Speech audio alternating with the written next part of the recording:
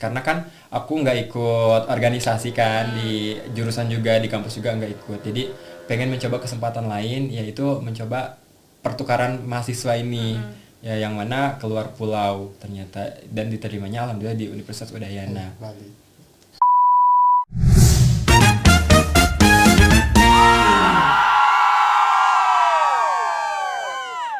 Halo semuanya, welcome back to MRL Station volume kedua.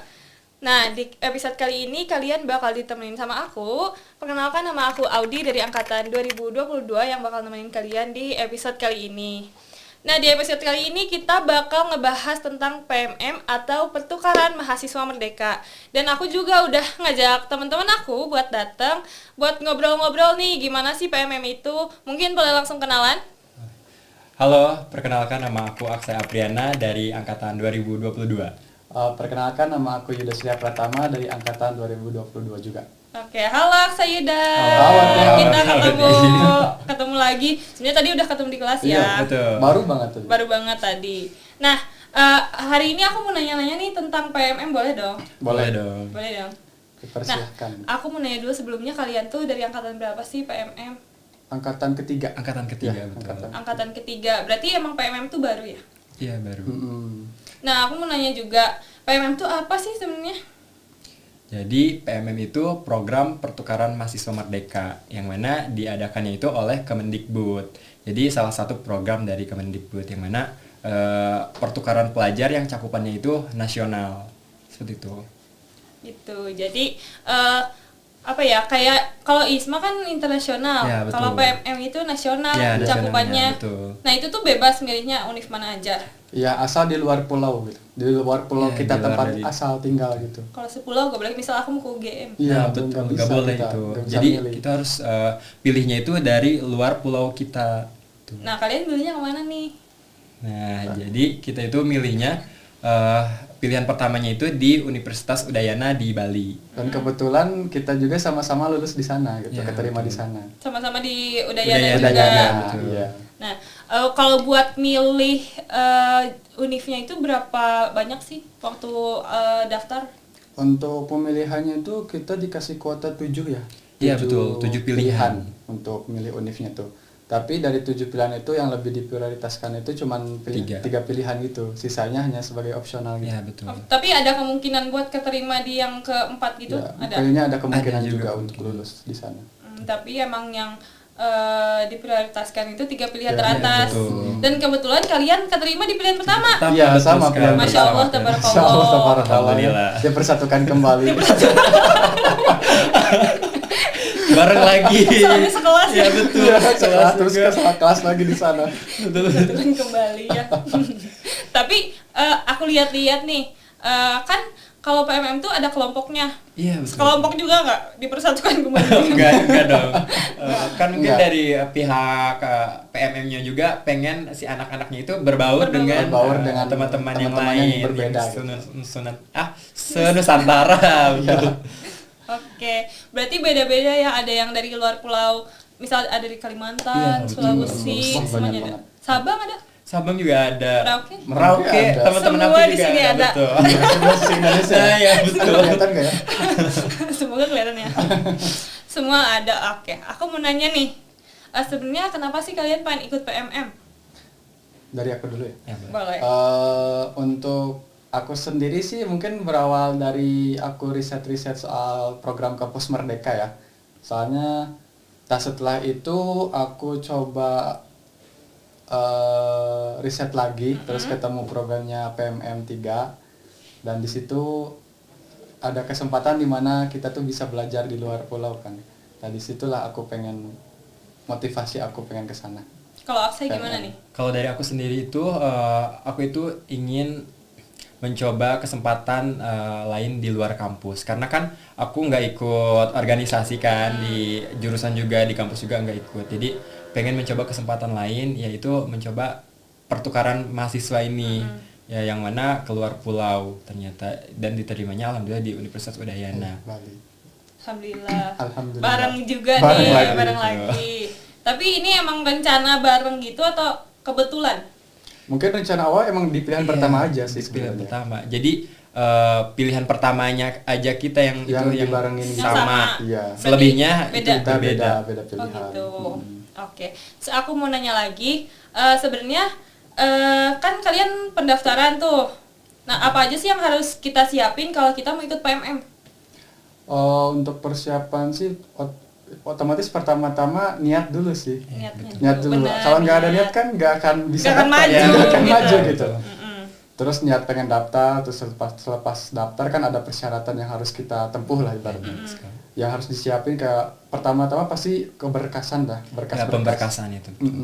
Berkas-berkas yang harus dilalui. Setelah berkas adanya survei kebinekaan. Iya, betul.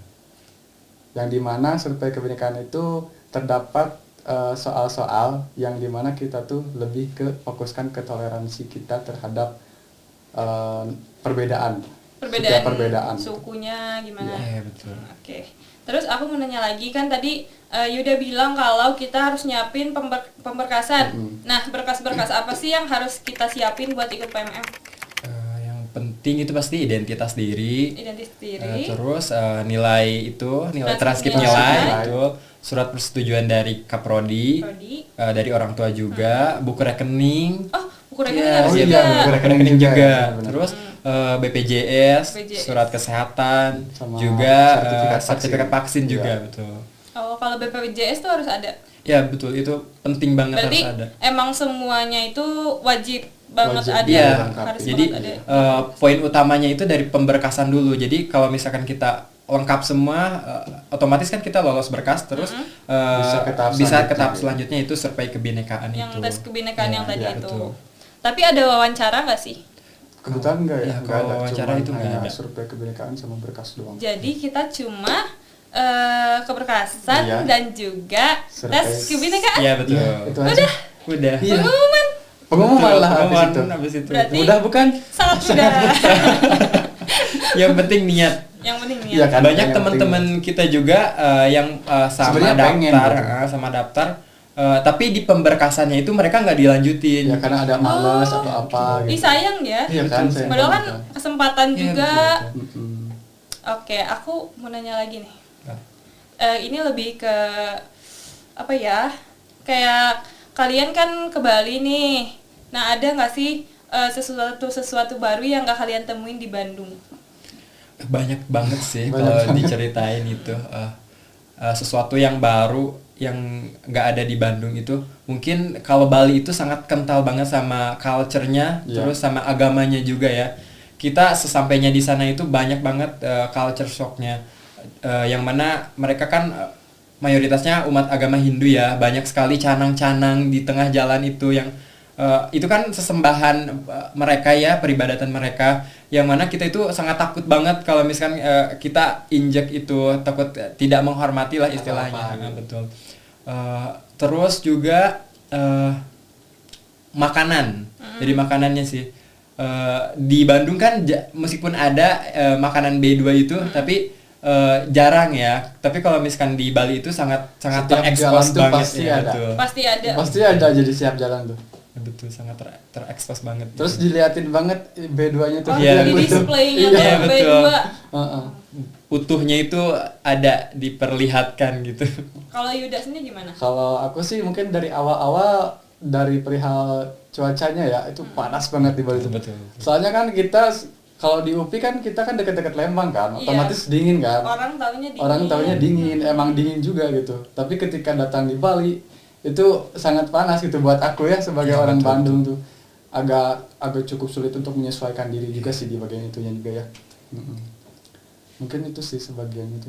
Mungkin satu lagi kayak kan karena kita di sana dengan orang-orang yang berbeda wilayah, terus banyaknya karakteristik yang berbeda, kultur yang berbeda, adat dan lainnya yang berbeda, di mana kita tuh ditempatkan di tempat yang sama. Itu mungkin agak susah buat kita buat menyelesaikan diri Iya, ya, mengakapkan diri butuh sama waktu lah ya teman-temannya. untuk Iya. beradaptasinya. Oke. Nah, aku lupa nanya nih tentang pemberkasan tadi. Nah, untuk pemberkasan tadi itu ada jangka waktunya nggak?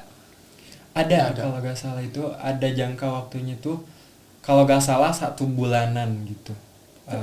ya jangka waktu pengumpulan berkasnya itu. Tapi dari kalian sendiri nih ada nggak sih struggle waktu kalian ngumpulin berkas-berkas itu? Nah, ada aja Ada. sih pasti. Kalau dari aku sendiri itu struggle-nya itu dari BPJS. Yang mana kan pas pada pengumpulan berkasnya itu harus ada BPJS kan. Aku nggak punya dan rumah aku itu di Sukabumi yang mana jauh dari Bandung. Makanya struggle harus bolak-balik ke Sukabumi Bandung gitu untuk bikin BPJS aja BPJS gitu. tuh.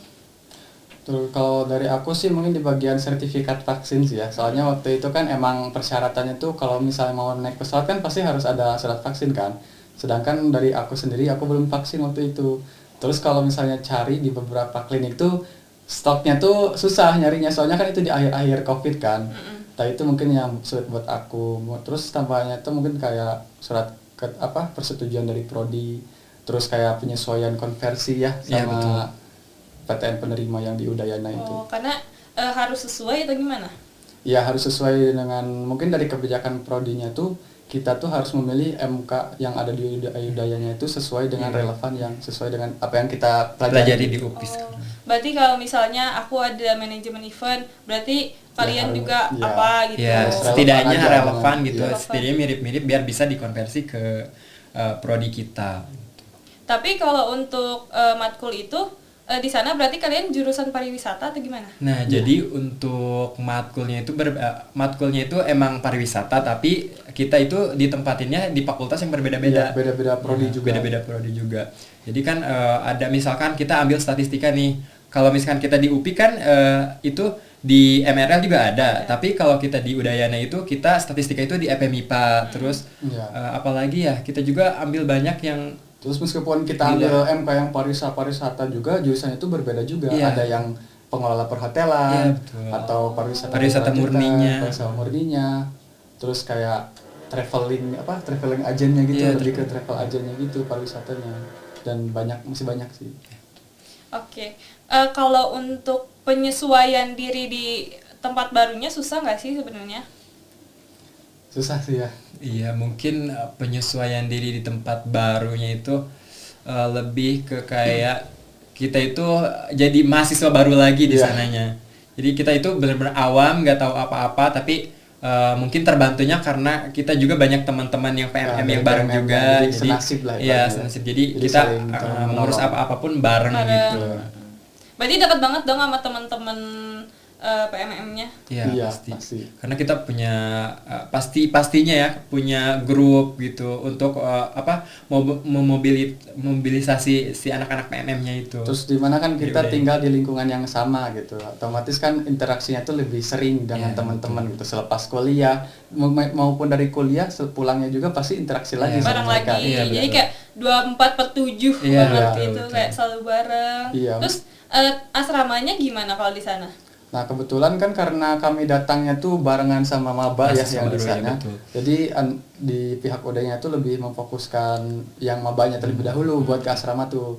Jadi waktu itu kita dialihkan ke kos-kosan waktu itu. Tapi dengan adanya kos-kosan juga seanak PMM itu dibarengin. Iya, jadi direkomendasiin sama pihak Udayananya. Ya jadi nggak terpisah lah. Berarti emang di kosan itu banyak anak PMM-nya semua gitu. Iya, betul. Terkumpul Semua anak PMM terkumpul di satu tempat Jadi itu. beneran dipersatukan. Iya, dipersatukan kembali. Selalu dipersatukan ya. Nah terus ini sebenarnya harusnya di yang tadi sekalian nanya sih, aku mau nanya ada nggak sih kesusahan buat ngatur jadwal kuliah kalian di MRL sama waktu persiapan PMM? Kalau dari perspektif aku sih nggak begitu signifikan ya untuk gangguannya gitu masalahnya itu. Karena dari pihak perihal persyaratan dokumentasi juga buat saya tuh udah cukup udah ada persiapannya gitu. Nggak begitu sulit, cuman di bagian satu itu vaksin aja. Terus itu juga kadang saya mengumpulkannya itu di bagian waktu kita weekend. Jadi waktu weekday hari kuliahnya tuh nggak begitu terganggu lah gitu. Ya betul. Jadi nggak ada struggle yang benar-benar mengganggu gitu selama perkuliahan berlangsung. Karena kita cuma mengumpulkan berkas doang. Selebihnya itu kita ada survei kebinekaan. Udah seperti itu doang. Udah gitu dong. Jadi Senin sampai Jumat bisa Iya, bisa kuliah, sambil biasa Iya, ya sambil juga. bisa Sabtu Minggunya bisa ngurus berkas Iya, gitu. betul. Jadi waktunya nggak terlalu kebuang karena Iya. emang cuma ngumpulin berkas aja Iya, kan. Iya. Nah, balik lagi nih. Kita ke asrama kosan tadi. Itu dibiayain nggak sih? Nah, untuk biayanya itu include dengan biaya Biaya bantuan bulanan. harian, iya. Bantuan ini. Biaya tunjangan hidup lah ibaratnya Iya. di sana tuh. Berarti beda ya? Maksudnya include jadi yang kalian dapat itu udah Include pakai dari, dibayar buat ya, kosan. akomodasinya Iya, betul. ya benar. Dapatnya berapa sih?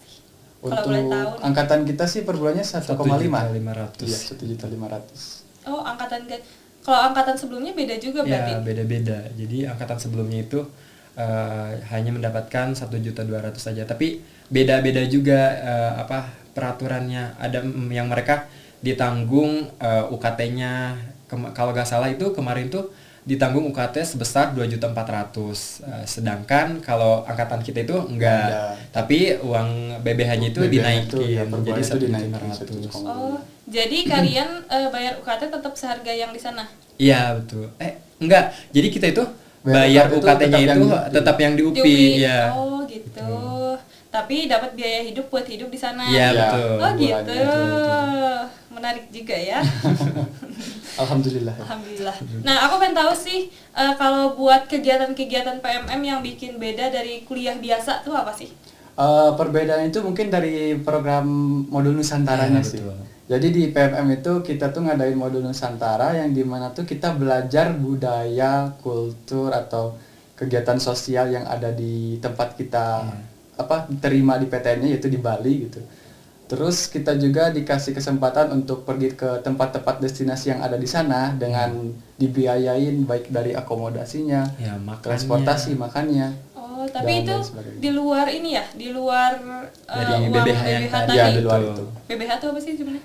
Biaya bantuan harian. Biaya bantuan Ya, harian. betul. Berarti itu emang buat kebutuhan sehari-hari Ya, aja. betul. Sedangkan kalau nanti modul Nusantara beda lagi itu. Iya, beda Iya, beda lagi. lagi. Betul. Oh, gitu ya. Jadi kalau nggak salah itu modul Nusantara itu per anaknya itu per mahasiswanya itu dikasih sebesar 500.000 per pertemuan itu. Tapi mungkin dikolektifkan Digabungkan ya dalam menjadi satu ya kelompok yang gitu. itu tadi buat transportasi, makannya, terus masuk ke tempat destinasinya gitu.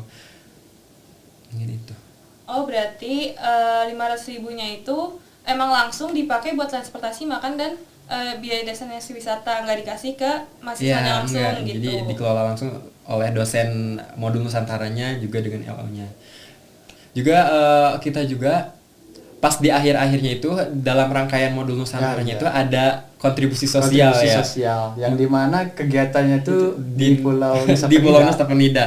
Oh, Iya. Nusa Penida. Iya, Nusa Penida. Mungkin itu tempat wisata paling populer di Iya, Indonesia saat iya. ini ya. Iya. Jadi kita bisa berkontribusi sosial di Iya, sana. tidak hanya Iya. belajar kultur dan Iya, lain betul. sebagainya di Bali, tapi kita juga memberikan kontribusi yang Iya, bermanfaat betul. gitu di Pulau Bali. Di Pulau gitu. Balinya itu. Kalau boleh tahu kontribusinya itu dalam bentuk apa nih?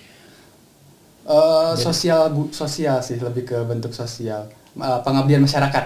Oh, kayak P2M ya? Iya. Pengabdian. Dan kebetulan waktu kan kita beda-beda kelompok ya aku sama Hmm. Aksai, dan program aku tuh kayak ngasih edukasi ke anak-anak yang ada di Pulau Nusa Penida itu untuk memberikan atau untuk melindungi lingkungan lah, jangan sembarangan ngerusak lingkungan dan sebagainya.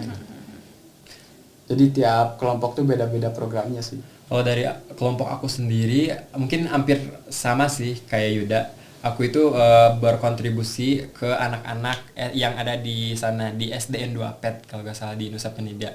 Jadi kita itu berkontribusi dengan cara mensosialisasikan tentang tata cara untuk kebersihan, dan juga kita memberi alat-alat kebersihan buat di sana biar lebih aware gitu di sana.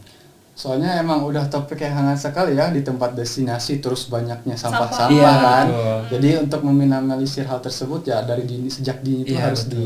dikasih paham lah, itu diedukasikan. Berarti emang kegiatannya juga yang punya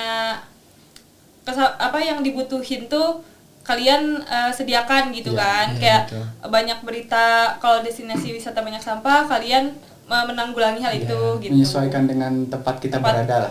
Iya. Jadi kita ngasih impact lah ke mereka, ke masyarakat yang ada di sana gitu lewat program pertukaran mahasiswa merdeka ini. Iya, dan waktu kegiatan itu kita 2 hari ya. Ya, Jadi betul. hari pertama tuh kita langsung kontribusi Iya. sosial. Habis setelah itu kita langsung Dibebasin. dikasih jalan-jalan Iya gitu, betul, dibebasin mengeksplorasi. Ya. Dan yang uniknya juga kita dibiayain sama PM-nya Sama PM-nya itu. gitu. Terus Jadi kita tidak akomodasinya. mengeluarkan uang Uang sama sama sekali, sekali Iya. ya. Hari pertama itu terus dikasih akomodasi di villa dan sebagainya. Setelah di hari kedua juga kita nikmatin buat jalan-jalan juga Iya gitu. betul. Berarti kalau buat modul Nusantara tiap apa sih? Tiap weekend. Tiap minggu, satu minggu sekali. Satu minggu sekali. 1 minggu sekali. Iya betul. Dengan outputnya apa sih, Kang? Outputnya itu kita itu membuat logbook mingguan ya betul. Dari tempat wisata yang kita kunjungi tadi Iya, atau dari kegiatan modul kegiatan Nusantaranya. yang dilaksanakan pas modul Nusantara minggu itu tuh apa gitu. Esensi kita dari modul Nusantara yang tadi telah kita ikuti itu apa gitu. Dengan bentuk laporan gitu Iya. di pembuat. Berarti kalau ikut PMM tuh kita banyak nge-explore ya, Kang ya? Iya. Banyak Iya, betul. explore, banyak praktek juga. Iya, betul. Jadi nggak Langsung cuma ke lapangan. belajar di kelas Iya. gitu kan. Nah, aku mau nanya lagi nih. Kalau buat perbedaan budaya di Bandung sama di Bali gimana sih, Kang? Kalau budaya itu ya yang saya tadi tekenin itu kalau misalkan di Bali itu budayanya itu lebih kental banget. Sama- Jadi budaya di sana itu sangat kental dengan dan berelasi sama agamanya itu sendiri. Jadi banyak banget kayak event-event di sana yang kayak ada, kalau misalkan di sana itu tiap Kamis atau Rabu gitu saya sering ngeliat tari kecak yang di situ di mana ya, kalau nggak salah itu ada di Mall Discovery yang di Kuta itu. Iya. Gitu. Itu gratis. Ya, Iya, itu gratis. gratis tuh. Oh, berarti emang tiap minggu pasti ada. Iya, jadi kental banget dengan budayanya di Bali itu. Jadi teman-teman PMM tuh kadang berbondong-bondong ke sana ya, Iya betul. menikmati ya tari kecak Tari lah kecak, gitu, sambil mempelajari buat Iya, yang belum budaya. tahu gitu. Kalau dari Yuda sendiri ada nggak sih perbedaan yang Yuda sendiri rasain gitu tentang budaya di sini dan di sana? Kalau soal budaya nih mungkin ya seperti salah satunya yang seperti yang dijelasin Kak saya tadi ya. Karena di Bali tuh lebih melekat banget sama agama Hindunya Agama gitu. Hindu, iya. Sedangkan kalau di Bandung tuh kan nggak seperti itu kan. Terus karena di Bandung itu tempat saya tinggal lah gitu, tempat aku tinggal di sana. Jadi kalau misalnya di Bali tuh serasa asing aja gitu. Kayak serasa bukan kayak culture shock lagi kayaknya ya. Jadi kayak baru kenal terus nggak tahu apa-apa. Jadi kadang kalau perbuatan atau tingkah laku yang aku lakukan tuh nggak sesuai sama etika budaya di sana gitu. Oke, terus aku mau nanya lagi. Kan tadi dibilang kalau misalnya kayak maba lagi, terus culture shock gitu harus menyesuaikan diri. Nah, gimana sih caranya biar teman-teman misalnya mau ikut PMM, pasti kan kayak gitu juga ngalamin hal yang sama. Gimana sih caranya biar bisa menyesuaikan diri dengan baik gitu, Kang? Mungkin pertama-tama dari persiapan dari diri sendiri sih. Kayak harus riset dulu, terus emang misalnya udah menyadari hal tersebut untuk bakal terjadi gitu. Jadi harus mempersiapkan diri, mental, tekad.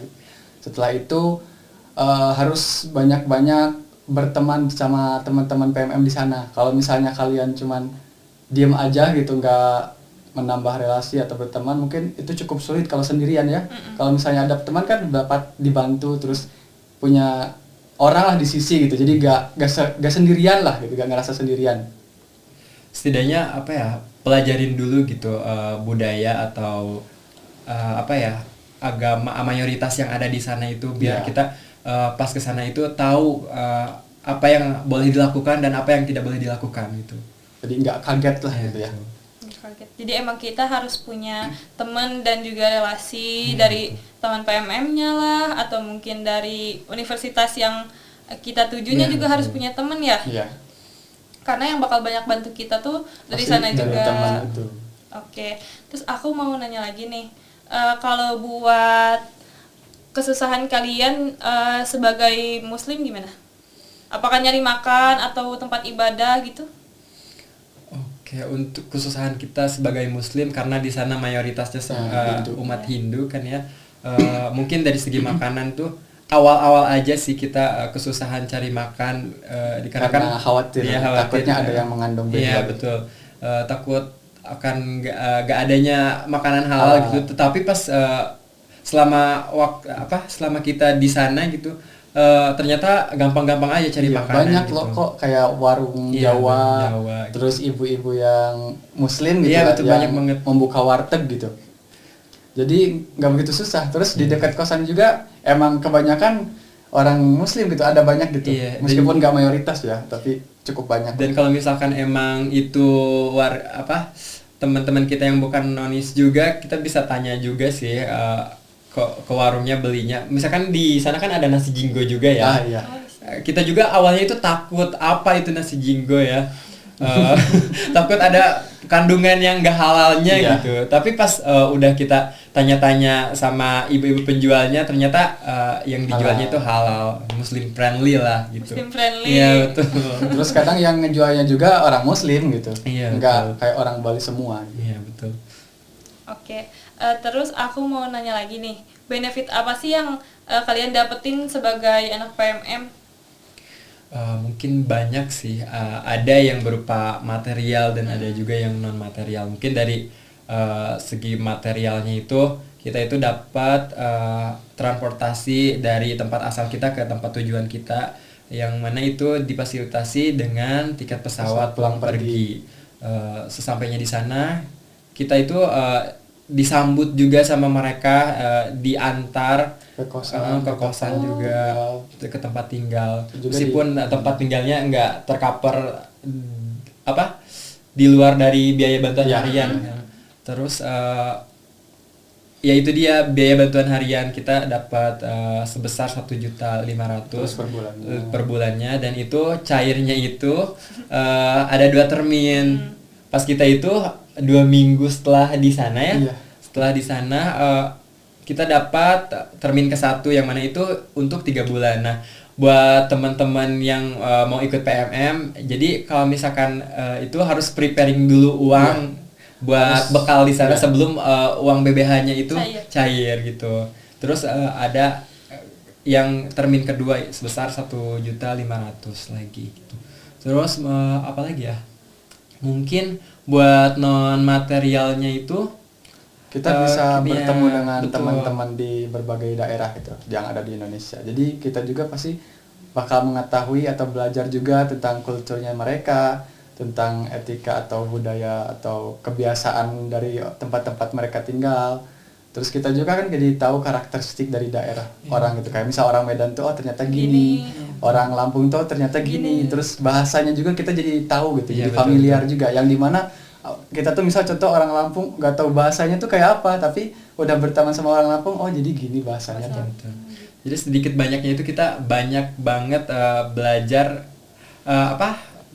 culture atau bahasa-bahasa dari mereka. Kayak contohnya saya berteman sama orang-orang Merauke Papua, terus ada juga yang dari Ambon, dari Medan, yang culture-nya itu sangat beda banget dengan kita yang dari Sunda ya Bandung gitu. Terus dari keragamanan itu tuh kita dapat kayak jadi punya toleransi lah, sikap toleransi. Iya, betul. Jadi dari survei kebinekaan tadi itu kita aplikasikan di PMM-nya itu, karena kita mempunyai teman dari seluruh Nusantara gitu. Berarti si survei kebinekaan ini tuh sebenarnya buat mempersiapkan kita betul. gimana nanti kita bakal ketemu orang-orang yang tentunya beda-beda gitu sama kita kan. So, aku mau nanya juga tentang perbedaan nih Kang.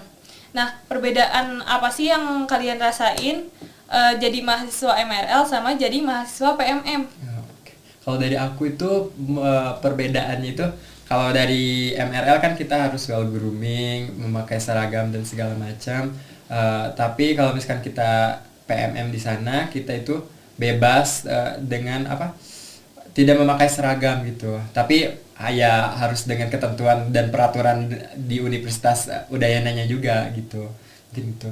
Mungkin tambahannya kan kalau misalnya MRL tuh di Bandung juga kan banyak tempat wisatanya kan. Tapi mungkin di Balinya tuh lebih memfasilitasinya tuh secara tempatnya gitu. Karena kan Bali terkenal banyaknya tempat wisata yang sangat bagus kan. Terus banyaknya dengan beragamnya kita mengikuti MK yang berbeda di prodi-prodi juga kita dapat pengetahuan yang berbeda juga gitu. Terus ya kadang ketika contohnya juga kalau misal kita di satu MK terus melakukan observasi, terus dikasih fasilitas kayak, terus orang-orang di Bali itu kayak mendukung banget kalau kita sangat ramah banget. Kalau misal kita observasi terus ada surat dari perizinan prodi atau universitas, mereka tuh sangat menyambut dengan baik. Kadang dikasih makan, dikasih minum, terus kadang pernah juga ada yang ngasih nyaran buat kalau misal capek atau kalau kesorean atau malam boleh tinggal di tempat mereka gitu. Jadi kita tuh sempat ada observasi ke Pura Lempuyang gitu ya. Kalau misalkan kalian tahu itu ada di Bali itu yang istilahnya Gate Heaven, yang ya itu namanya adanya Pura Lempuyang di Karangasem. Jadi itu tuh si wisatawannya itu benar-benar sangat membludak banget, sangat banyak banget, sampai orang-orang juga ngantri banget ya ke sana. Jadi kita itu observasi di sana tentang pariwisata berkelanjutan ya. Ada di sana. Kita wawancara dengan pengelolanya dan kita itu sangat disambut baik sekali dengan pengelolaannya itu. Kita juga bercerita banyak sama pengelolanya, mereka dia tuh kayak menganggap kita tuh saudara dan sebagainya. Terus yang sudah dibicarakan akhir tadi kan banyak sekali turis-turis atau wisatawan yang di sana.